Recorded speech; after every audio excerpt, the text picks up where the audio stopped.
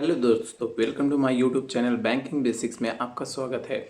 पहले तो मैं आप सभी को 26 जनवरी यानी गणतंत्र दिवस की आप सभी को शुभकामनाएं देता हूं और आशा करता हूं कि आपका ये दिन आज अपार खुशियों से भरा रहा होगा। तो आइए हम लोग देर न करते हुए आज का जो टॉपिक है मैंने लिया है नॉमिनेशन के बारे में आज मैं आपको डिटेल से बता देता हूँ, जिसमें मैंने 10 पॉइंट में नॉमिनेशन को कवर किया है। ठीक है, मेरे इस चैनल को अगर आपने लाइक नहीं किया, सब्सक्राइब नहीं किया तो आप इसको लाइक कर लें, सब्सक्राइब कर लें, ताकि बैंकिंग से जुड़ी हुई कोई भी जानकारी अगर मैं डालता हूं तो आप तक तुरंत पहुंच जाए। बेल आइकन को दबा दीजिए जिससे आपको नोटिफिकेशन तुरंत आ जाए जब भी कोई मैं जानकारी डालूँ तो। चलो देर ना करते हुए मैं अपने इस इन्फॉर्मेशन को आप तक पहुंचाता हूं और इस इन्फॉर्मेशन को आप पूरी जानकारी के लिए आप वीडियो के अंत तक जुड़े रहिए, जिससे कि आपको नॉमिनेशन में कभी भी कोई प्रॉब्लम ना आए, आपको पूरी जानकारी मालूम पड़ जाए कि बैंक में नॉमिनेशन क्या होता है, कैसे होता है और ना करने से भी क्या प्रॉब्लम आती हैं। तो आज हम बात करेंगे आरबीआई के नॉमिनेशन रूल के बारे में, जो कि saving account, FD, RD, locker और सेफ कस्टडी पर लागू होते हैं। अगर आपने नॉमिनेशन नहीं किया तो फ्यूचर में आपके फैमिली मेम्बर्स को बहुत दिक्कत हो सकती है। तो ये चीज़ आपको ध्यान रखने की ज़रूरत है कि नॉमिनेशन इज़ वेरी इंपॉर्टेंट। जितना इम्पोर्टेंट आपका लॉकर या अकाउंट, एफडी, आरडी होना ज़रूरी है, उतना ही इम्पोर्टेंट है लॉकर, इन सारी चीज़ों में नॉमिनेशन का होना। अगर नॉमिनेशन नहीं है तो आपको क्या करना होगा वो भी हम इस चीज़ में डिस्कस करेंगे।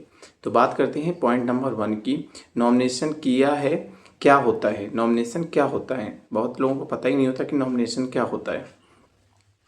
नॉमिनेशन का मतलब ये होता है कि अकाउंट होल्डर किसी एक या अधिक व्यक्ति को डेजिग्नेट करता है कि जिससे अकाउंट होल्डर की डेथ होने के बाद में जो उसका एसेट है किसको मिलेगा, जो उसमें नॉम है या किसको मिलेगा।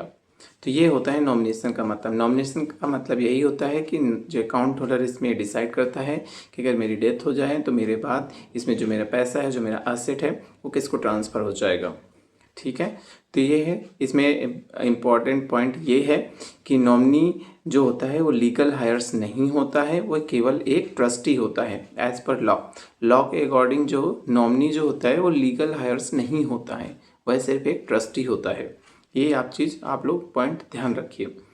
पॉइंट नंबर 2 की बात करें, आरबीआई ने नॉमिनेशन को मैंडेटरी क्यों बनाया है। क्यों बनाया है भाई आरबीआई को क्या पड़ा है कि नॉमिनी करो या ना करो। तो इससे क्या होगा ये आप समझ लीजिए। आरबीआई ने बैंकों को इस वजह से इंस्ट्रक्शन दिया हुआ है कि जब आप अकाउंट खोलें, चाहे एफडी हो, चाहे आप करंट अकाउंट खोलें, चाहे आरडी खोलें, चाहे सेविंग अकाउंट खोलें, चाहे लॉकर खोलें, तो उसमें नॉमिनेशन लेना मैंडेटरी है। अगर कोई नॉमिनी नहीं देता है तो उससे रिटन डिक्लेरेशन लेना ज़रूरी है कि आप नॉमिनी नहीं रखना चाहते हैं, ये मेरी इच्छा है और ये आप बैंक को देंगे।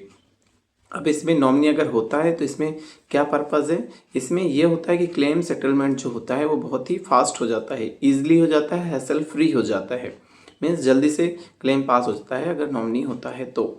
पॉइंट नंबर 3 की बात करें, मल्टीपल नॉमिनी रूल। अगर आपने लेटेस्ट अपडेट में देखा होगा, पढ़ा होगा, अपने अकाउंट होल्डर हैं तो बैंकों में एक लेटेस्ट गवर्नमेंट ने नया रूल निकाला है नॉमिनेशन के रिगार्डिंग कि मल्टीपल नॉमिनी भी आप अपॉइंट कर सकते हैं। इसमें क्या है, पहले सिर्फ था कि एक नॉमिनी अलाउड होता था, मतलब कि पहले एक ही नॉमिनी अपने अकाउंट में रख सकते थे, लेकिन अब मल्टीपल नॉमिनी अपॉइंट कर सकते हैं अपने अकाउंट में। ये ज़्यादातर लोगों के एफडी आरडी में ज़्यादा है कि आप 4 नॉमिनी तक ऐड कर सकते हैं अपने इसमें अगर जैसे आप एफडी में आपने 4 नॉमिनी रखे तो उसमें आप परसेंटेज डिवाइड करते हैं। सपोज़ एक नॉमिनी को आपने 40% दे दिया, दूसरे को 30 दे दिया, तीसरे को 30 दे दिया, या कुछ अपना मतलब अलग अलग परसेंटेज डिसाइड कर लिया, 25-25% दे दिया सबको इक्वली। तो इस तरह से आरबीआई ने मल्टीपल नॉमिनीज़ का कैटेगराइजेशन लाया है कि आप लोग मल्टीपल नॉमिनी भी कर सकें और अपना जितना भी शेयर्स है परसेंटेज में डिवाइड करके नॉमिनीज़ को अलाउड कर सकते हैं। पॉइंट नंबर 4 की बात करते हैं, नॉमिनेशन किस किस प्रोडक्ट पर लागू होता है। ये भी हमें पता होना चाहिए कि नॉमिनी हम किस में अपॉइंट बना सकते हैं, किस में नहीं बना सकते। तो आरबीआई रूल के अकॉर्डिंग नॉमिनेशन जो है वो अलाउड होता है आपके सेविंग अकाउंट में, करंट अकाउंट में, फिक्स्ड डिपॉजिट में, रिकरिंग डिपॉजिट में, बैंक के लॉकर में, और आपकी अगर कोई सेफ कस्टडी डिपॉजिट है तो उसमें भी नॉमिनी अलाउड होता है।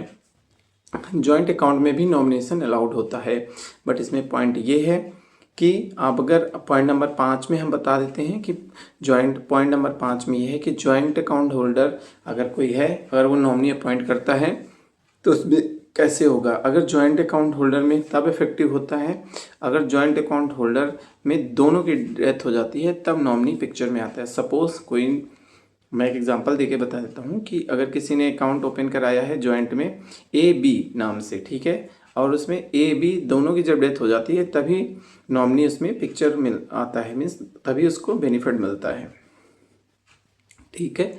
अब पॉइंट नंबर 6 की बात कर लेते हैं कि अगर माइनर नॉमिनी अपॉइंट कर रखा है तो उस केस में क्या होगा। माइनर को भी आप नॉमिनी अपॉइंट कर सकते हैं। अगर 18 साल से कम है कोई नॉमिनी तो जी हाँ आप अपॉइंट कर सकते हैं। उसमें एक ये है कि अगर माइनर को अपॉइंट किया है तो उसमें लीगल गार्जियन, यानी कि लीगल गार्जियन उसमें होना चाहिए। सपोज माइनर अभी कोई 18 साल से कम है तो उसका गार्जियन उसमें माइनर के बिहाफ पे रिसीव करेगा जो भी प्रोसीड्स होंगे। तो ये चीज़ आपको ध्यान रखने की बात है। तो 7 नंबर में हम बात करेंगे लॉकर नॉमिनेशन रूल, जो इसमें आरबीआई का क्लियर इंस्ट्रक्शन है। क्या इंस्ट्रक्शन है कि लॉकर अलॉटमेंट के टाइम में नॉमिनी बनाना मैंडेटरी है। मैंडेटरी मतलब बैंकों को नॉमिनी, जब लॉकर अगर आप लोग लेते हैं तो नॉमिनी को बताना मैंडेटरी है। मीन्स बैंक भी आपसे पूछेगा कि आप नॉमिनी किसको बनाएंगे, ठीक है। तो अगर आपने नहीं बनाया है तो आपको बैंक ज़रूर पूछेगा कि आप इसमें नॉमिनी किसको बनाएंगे। इससे क्या होगा कि अगर कल को कोई प्रॉब्लम हो गई तो जो प्रोसीड्स होंगे उसमें बहुत ही फास्ट प्रोसीडिंग से आपका चीज़ें सेटल हो जाती हैं, डिले नहीं होता कोई काम में, ठीक है। लॉकर ओपन करने में बैंक फटाफट ओपन कर देते हैं क्योंकि नॉमिनी का कॉलम होता है जो कि मैंडेटरी फील्ड में आता है। और नेक्स्ट पॉइंट, हम 8 पॉइंट की बात करें। 8 पॉइंट में ये आता है कि नॉमिनी वर्सेस लीगल हायर में हम देख लें क्या होता है, कब नॉमिनी आता है कब लीगल हायर आता है। तो हम नॉमिनी को अगर देखें तो इक्वली उसके लीगल हायर नहीं होता है। बिकॉज आप लोगों को पता है कि नॉमिनी का जो काम होता है बैंक से पैसा रिसीव करना होता है, लीगल हायर का लेकिन जो काम होता है लीगल हायर का जो काम होता है अधिकारों को बनाना होता है, ठीक है। जैसे मैं इसमें बता दूं कि जैसे फाइनल जो ऑनरशिप होती है वो डिसाइड करना होता है लीगल हायर का काम, जैसे एज अ सक्सेशन लॉ के अकॉर्डिंग, है ना, विल के अकॉर्डिंग। इसमें सुप्रीम कोर्ट और आरबीआई ने क्लैरिफिकेशन भी दिया है कि नॉमिनी केवल ओनली ट्रस्टी की तरह काम करता है, नॉट अल्टीमेट ऑनर नहीं होता है, ठीक है। यानी कि जो नॉमिनी होगा वो आपका एज ए ट्रस्टी काम करेगा, ना कि लीगल ऑनर की तरह। तो ये आप लोग समझ लीजिए कि नॉमिनी जो है एक तरह से लीगल ऑनर नहीं होता है फंड्स का, वो एज ए ट्रस्टी होता है। पॉइंट नंबर 9 में बात करें, नॉमिनी नहीं है तो क्या होगा आपके अकाउंट में। अगर नॉमिनी नहीं है तो बैंक जो है लीगल हायर मांगेगा, है ना। लीगल हायर से क्या क्या मांगेगा, लीगल हायर आएंगे पिक्चर में, तो उनसे क्या क्या मांग लेगा बैंक कि भैया आप लेके आइए लीगल हायर सर्टिफिकेट लेके आइए, सक्सेशन सर्टिफिकेट जिसको कहते हैं वो लेके आइए, इंडेमनिटी बॉन्ड लेके आइए। इसमें ये सब चीज़ें तो मांगेगा ही, और इसके प्रोसीड्स में भी आपको टाइम लग जाएगा क्योंकि सारी चीज़ें बनने में और ये फिर उसके बाद बैंक में तो बहुत लेंदी प्रोसेस हो जाता है। इस वजह से नॉमिनेशन कराना मैंडेटरी होता है। पॉइंट नंबर 10 की बात करें, नॉमिनेशन कैसे ऐड या चेंज करें, है ना।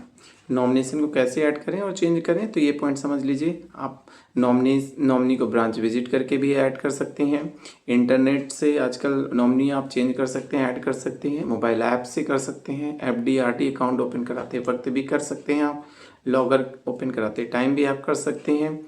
नॉमिनी को आप कभी भी ऐड कर सकते हैं, चेंज कर सकते हैं और कैंसिल भी कर सकते हैं। तो ये प्रावधान भी है, तो आप इस चीज़ों को भी ध्यान रखें, ठीक है। तो ये थी 10 पॉइंटों में मैंने आपको पूरी नॉमिनी की डिटेल बताई है।